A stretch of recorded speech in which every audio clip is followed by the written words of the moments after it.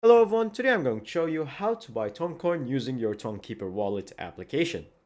Make sure to watch the video until the end, not to miss any important details. Like and subscribe. So simply you're going to go to here, you can see your Ton, your USD, whatever, and you will find this middle button that says buy or sell. Click on it, and then from here you can see buy, and it's very easy. You're going to go to the first three options. You have MoonPay, Mercuro, or Transact. So your easiest option would be to go to MoonPay. Go open it. Once you let it load for a second, as you can see very easily, it directs you to this page and you can set whatever amount you would like in USD or any currency you might like.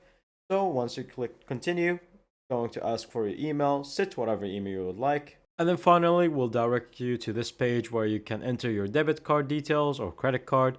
And at the bottom, you can see debit cards are 35% more likely to succeed. So if you have that, it's more preferred to use. You can fill that information here, click continue, and that's pretty much it. Thank you guys for watching. See you next time. Bye bye.